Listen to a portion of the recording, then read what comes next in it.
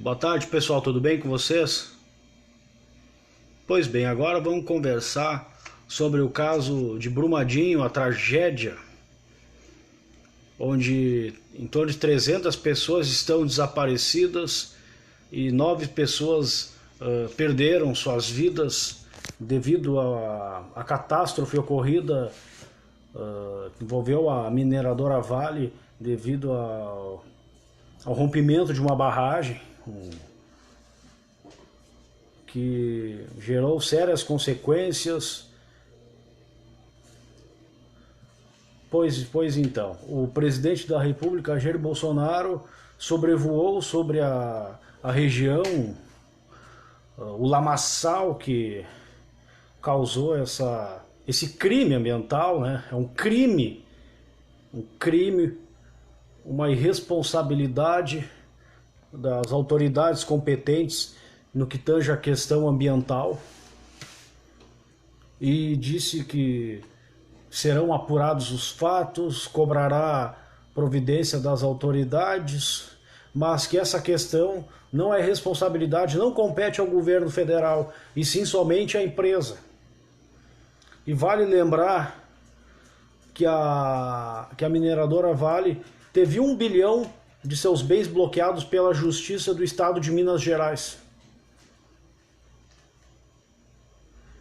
300 vidas em jogo, 300 vidas em risco, em perigo, se já não se perderam algumas vidas nessas 300 pessoas desaparecidas e foram confirmadas 9 pessoas mortas. Então essa é para a turma do privatiza tudo. O governador de Minas Gerais é dessa turma também, do Partido Novo, ao lado do João Amoedo, é o entrega tudo.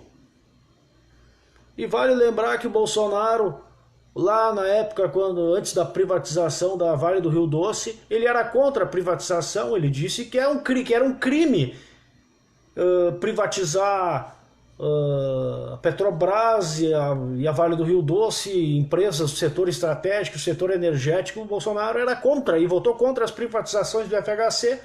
E agora, presidente da República, ele diz que não compete ao governo federal atuar nessa questão da mineradora Vale.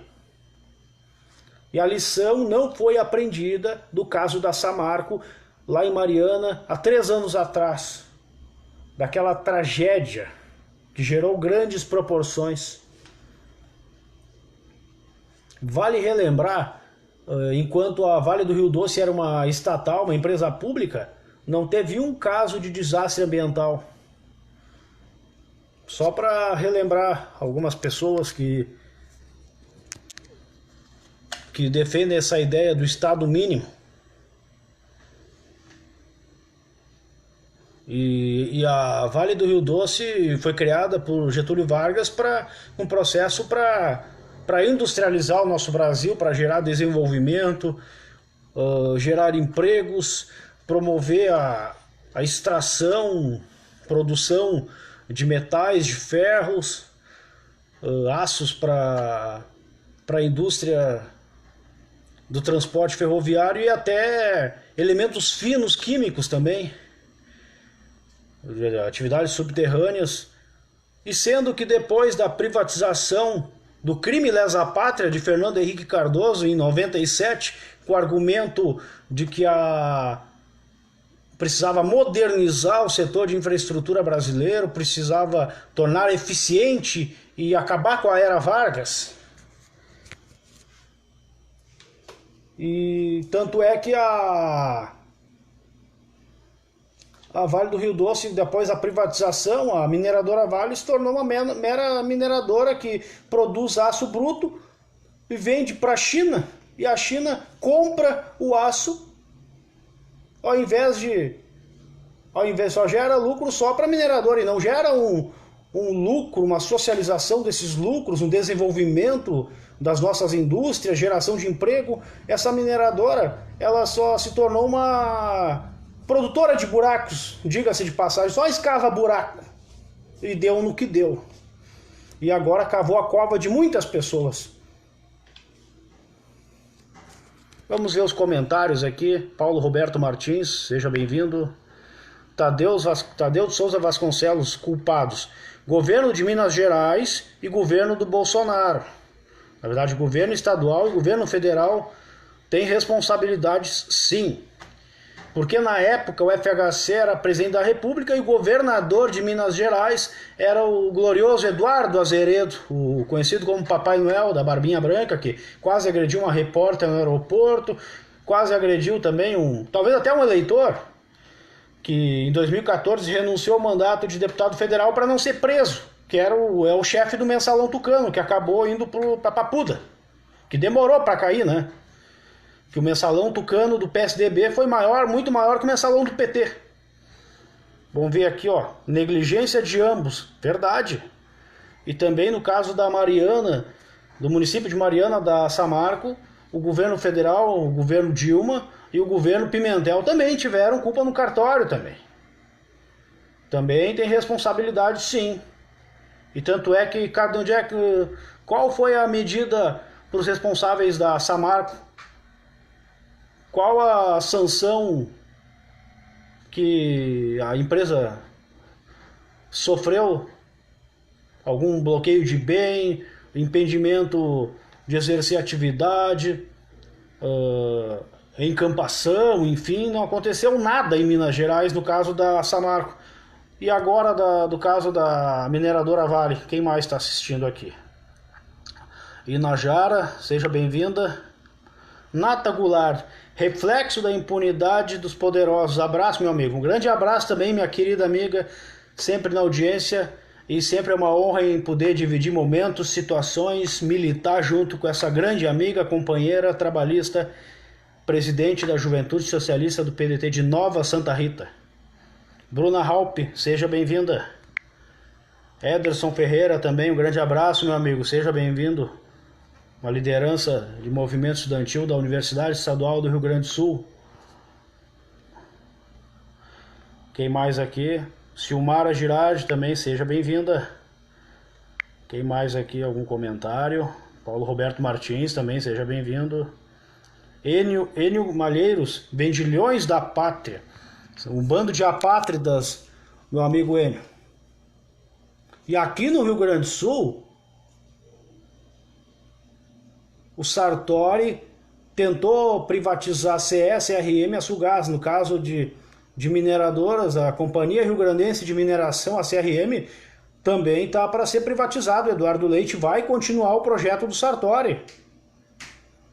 E tanto é que as jazidas de minérios, de carvão mineral no Rio Grande do Sul, todas elas, a não ser só as de Candiota e região, foram avaliadas em aproximadamente entre menos ou mais de 90 bilhões. O Sartori queria vender a CRM por 700 milhões, sendo que só as de Candiota foram avaliadas em entre 17 e 21 bilhões, as jazidas de carvão mineral só de Candiota, e as localizadas em todo o Rio Grande do Sul foram avaliadas em aproximado entre 90 e 100 bilhões. Um valor aproximado, médio, entregar por preço de banana. Na época, em 97, a Vale do Rio Doce foi avaliada num valor aproximado de 100 bilhões. O FHC entregou por preço de banana por menos de 5 bilhões. Menos de 5 bilhões, um patrimônio que valia mais em torno de 100 bilhões. É um crime, é um crime. Vamos ver mais comentários aqui. Sou o fundador do PT em Panambi. Exatamente. E o nosso legado sendo destruído novamente. Vargas, no caso aí da Vale do Rio Doce. E aqui no Brito era o governador do estado. Naquela época também destruiu o legado do Brizola. Entregou a Caixa Estadual, que tinha uma estrutura superior à do Banrisul. Meu pai tinha conta na Caixa Econômica Estadual na época. A CE foi esquartejada, que hoje a RGE cumpre um serviço muito inferior ao da CE, não é eu que estou dizendo isso. Muitas pessoas reclamam dos serviços ofertados pela RGE, que é uma subsidiária dessa estatal chinesa que quer tomar a CE e a Eletrobras. Vamos ver o que o Enio comentou. Fui membro do diretório estadual e coordenador regional do Noroeste Colonial por 6 anos. Quem mais está assistindo aqui? Mais algum comentário?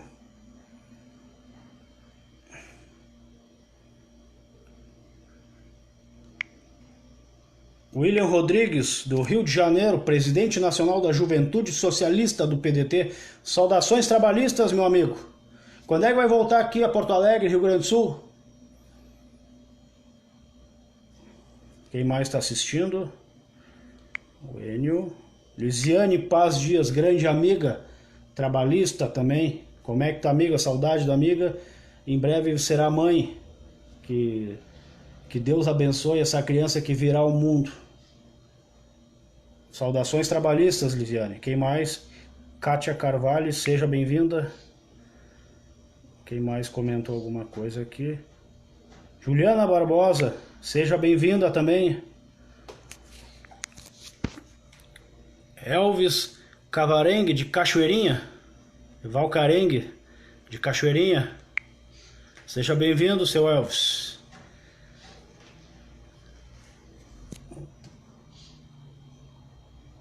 Abraço. Oi, Juliana. Um abraço, Enio. Saudações trabalhistas. E o Bolsonaro dizendo que não é responsabilidade do governo federal. Ele sobrevoando a região afetada pelo esse crime lesa pátria que originou tudo isso. Em 3 anos, 2 tragédias em grandes proporções. Pois bem, vale lembrar que é responsabilidade sim do governo federal e do governo estadual e até do município também. Então não venham tirar o corpo fora. E o ministro do Meio Ambiente do Bolsonaro, ele tem rolo. Ele tem casos aí por corrupção, por ilegalidade aí de liberação de licenças ambientais. Ainda o governo federal quer afrouxar a fiscalização e o controle na questão das licenças ambientais, acusando que o IBAMA é a indústria da multa. Mesma coisa que o Marquesan dizia aqui em Porto Alegre, mas as multas aumentaram ainda mais com a gestão do Marquesan. Estou pegando uma analogia aqui, mas para não fugir da pauta, o governo Bolsonaro, esse ministro do Meio Ambiente, para não dizer sinistro, né? Eles querem abrandar ainda mais a fiscalização da questão das licenças ambientais. E não há de se duvidar também que possam flexibilizar ainda mais o Código Florestal Brasileiro. Quem mais apareceu aqui? O Enio, tenho que sair. Saudações a todos os trabalhistas.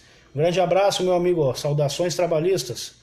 Quando aparecer em Porto Alegre, vamos marcar algum encontro para trocar ideias, enfim, a gente sempre aprende junto. José Luiz Martins, seja bem-vindo. Elisandra Machado, seja bem-vinda também.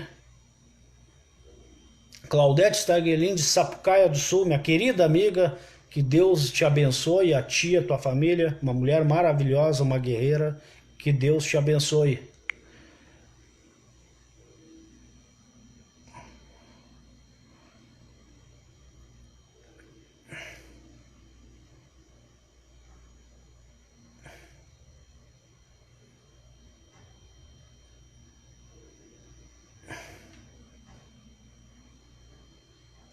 Boa tarde, quem mandou boa tarde? Boa tarde, Claudete.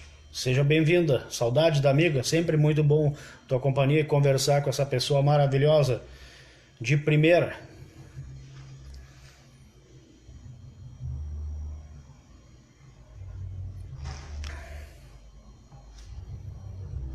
E agora o presidente da República fugiu de uma entrevista coletiva para falar sobre o caso. Pô, um chefe de nação, além daquele discurso, para não dizer outra coisa, trágico, agora quer fugir de entrevista coletiva, até para se explicar, para se posicionar. Isso não é postura de chefe de Estado. Respeito, com todo respeito. Respeito às pessoas que votaram no Bolsonaro. Não votei no Bolsonaro, mas também não fico torcendo contra. Tem que pensar primeiro no Brasil, mas com todo respeito aos meus amigos, minhas amigas, familiares também, que alguns votaram no Bolsonaro, que eu não votei no Bolsonaro, mas que o candidato se posicione. Tome uma posição, venha a público, dar seus esclarecimentos, se manifestar. Quem mais mandou mensagem aqui? Amém, da Claudete. Ana Paula Mangaim, de Alvorada. Seja bem-vinda, minha querida amiga. Um beijo, um abraço. Nessa tarde de sol maravilhosa aqui em Porto Alegre, Rio Grande do Sul.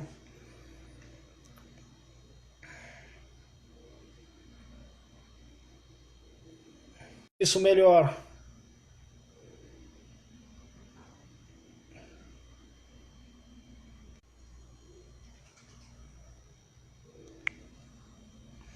Bom, eu respeito, minha amiga Claudete, quem votou no Bolsonaro, eu respeito, mas eu não concordo, eu não votei no Bolsonaro, tanto que no primeiro turno eu votei no Ciro Gomes, por convicção, que eu acredito, ainda acredito que era o melhor candidato, que tinha o melhor plano de governo e melhor projeto para o desenvolvimento do nosso Brasil, e que era o melhor contraponto a esse governo corrupto, mau caráter, cleptocrata, uma quadrilha institucional liderada por Michel Temer e Henrique Meirelles.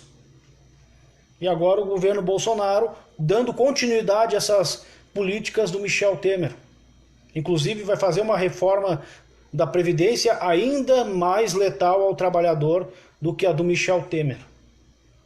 Quem mais está assistindo aqui? Juliana Barbosa, de Minas Gerais. Muito triste a situação em Minas e anos de impunidade após o crime de Mariana e agora em Brumadinho. 10 mortes e até agora quase 400 desaparecidos. Opa, informação de quem é do estado de Minas, muito importante. Muito obrigado pela atualização, Juliana. Jaqueline Haas, querida amiga, um beijo, um abraço. Muito obrigado por atualizar aqui o pessoal, Juliana. Shirley Patti Lopes, seja bem-vinda, também está na audiência. Ana Paula. Até no segundo turno, eu votei no Fernando Haddad, meio no contragosto, mas eu votei no Fernando Haddad, mesmo muito chateado com o PT, que pegou pesado com o Ciro Gomes, sacaneou o Ciro Gomes, inclusive tentando anular o PSB para não fechar a aliança nacional com o Ciro, tanto que nem tentaram pedir apoio na eleição presidencial para o PSB, foram nos estados para fazer o PSB na nacional ficar neutro. E aí nos tiraram o tempo de TV do programa do Ciro Gomes para o Ciro Gomes poder denunciar esse entreguismo que o governo Temer estava promovendo em seu governo no Brasil, com reforma trabalhista, reforma da Previdência, entrega do pré-sal, que o Bolsonaro e o Paulo Guedes vão agravar ainda mais, vão fazer o leilão do pré-sal. Pois bem, quem mandou beijos, Marlon? Beijos, Jaqueline, querida amiga, um beijo, um abraço e a benção de Deus. Edu, seja bem-vindo. Getúlio Guedes, um grande amigo, companheiro, sempre com suas opiniões sempre muito pertinentes. Aprendo muito com o senhor, seu Getúlio. O comentário da Juliana aqui. Votei no Ciro e depois contrariada no Haddad. Também eu votei contrariada no Fernando Haddad para não votar no Bolsonaro e não ter que anular o voto. Para não ter que anular o voto, votei no Haddad. Para não votar no Bolsonaro. Contrariado, como diz, com dor no estômago, dor de cabeça, dor nos olhos e nariz tapado, nariz preso, tapado, ouvido com protetor auricular, apertar o 13 ali com muito sofrimento para não apertar no 17. Mas enfim, quem mais?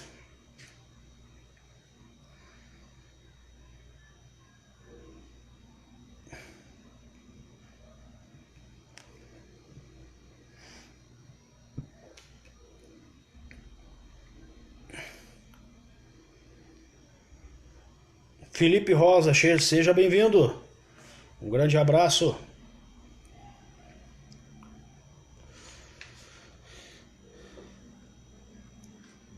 neste momento o que se reflete é o dinheiro em detrimento ao ser humano, o capital, o lucro para alguns e a socialização da desgraça, socialização de prejuízos, tragédias.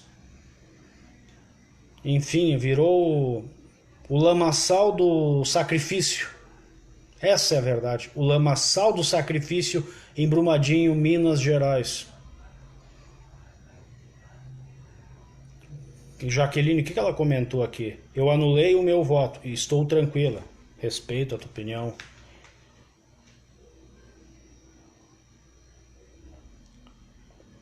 O que eu acho engraçado, cômico, curioso, durante o período eleitoral falar em patriotismo, em Brasil acima de tudo e Deus acima de todos. Não se mistura religião com política. Eu tenho minha religião, eu sou cristão, sou espírita, kardecista, mas eu não misturo religião com política. Não uso a palavra de Deus, palavra do Senhor, do Pai Criador, para fazer política. Eu não misturo essas duas coisas. Eu não misturo essas duas coisas. Deus acima de Brasil acima de tudo. Que Brasil acima de tudo, entregando as nossas riquezas para o capital estrangeiro, entregando o nosso pré-sal, entregando as nossas riquezas naturais, entregando a Embraer para a Boeing, um crime lesa pátria. O que a Jaqueline comentou aqui? Verdade, boa, isso mesmo. Boa, Marlon, obrigado. E Deus acima de todos. Deus não prega o ódio nem a destruição do próximo. E tanto é que a família Bolsonaro, agora saindo um pouco da questão do caso de Brumadinho aí, da mineradora Vale, família Bolsonaro fazendo política pelo Twitter, dando graças a Deus o grande dia, por causa que o deputado federal do PSOL, o Jean Willis, do PSOL do Rio de Janeiro, abriu mão do seu mandato parlamentar para sair do Brasil devido a ameaças de morte, sendo que andava escoltado, temendo pela sua vida. Agora assumiu o seu suplente, que é um vereador do Rio de Janeiro, que também é LGBT. Defende a luta dos gays, lésbicas, simpatizantes, LGBTs. Ele tem todo o direito de defender as bandeiras dele. Pode não concordar com nenhuma, mas agora pregando ódio e comemorar por causa que ele está saindo do Brasil. Mas agora chegar ao ponto de receber ameaças de morte e ser andar com escolta policial, escolta de seguranças. Olha onde nós chegamos. Pode não concordar em nenhuma palavra com o que ele defende, nenhuma bandeira, respeita-se. Mas eu acho que estamos num momento perigoso. Essa pregação de ódio ao próximo. Até porque num país nosso, um país continental, um país pluripartidário, pluriideológicos, muitas ideologias, muitas religiões também, um Estado laico, livre liberdade de expressão religiosa, seja ela qual for. Nosso Estado é laico, seja qual a religião que a pessoa seguir. Porque Deus é um só, e cada religião tem seu caminho para chegar até Deus, seja a religião qual ela seja. Ou seja, nós temos que combater a intolerância religiosa, respeitar as diversas formas de crenças. Mas enfim, voltando à questão aqui da tragédia de Brumadinho, da mineradora Vale, mais uma prova do Brasil sendo serviçal do capital internacional. Agora a Vale produz ferro bruto, vende para a China, e a China compra o ferro bruto e fortalece as suas indústrias, que foi um país socialista. Hoje, diga-se de passagens, alguns amigos meus, até teóricos políticos, discordam dessa minha tese, que a China é um capitalismo de Estado. Tanto é que eles compram o nosso ferro, eles querem comprar as nossas empresas públicas de energia elétrica, eles têm subsidiárias em todo o mundo, inclusive no Brasil. A CFPL é a responsável para a questão de produção e distribuição, geração no estado de São Paulo. Depois a privatização da estatal em São Paulo. A própria RGE aqui no Rio Grande do Sul também é subsidiária da CFPL, que é uma subsidiária da estatal chinesa, a State Graft of the China Corporation, SGCC. Tanto é que a China se tornou a segunda economia no mundo em 20 anos. E depois que a Vale do Rio Doce foi privatizada, sendo que antes, quando era uma empresa pública, nunca teve um desastre ambiental. Em poucos anos, 2 desastres ambientais que promoveram grandes sangrias ao nosso povo. O povo brasileiro, a nossa biodiversidade, nossa qualidade de vida sendo afetada. Tudo por causa do capital e da ganância de poucas pessoas. E o povo dizimado, sofrendo, as famílias dessas pessoas, de ambas as tragédias, da Samarco em Mariana e agora a mineradora Vale em Brumadinho, sofrendo as consequências. É isso que tu quer para o teu país? É isso que tu quer para a tua família? Pensa bem.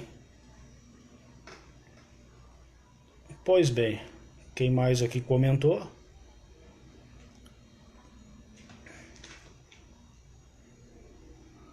E além do mais, a Vale do Rio Doce, além dessa missão de promover a industrialização do Brasil, de atividades de extração de minérios, produção de ferros, metais, finos químicos e também para ajudar no desenvolvimento da indústria ferroviária,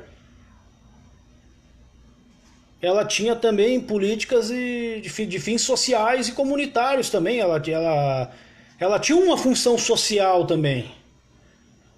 Vê se a mineradora Vale exerce uma função social. Vê se a Samarco exercia também.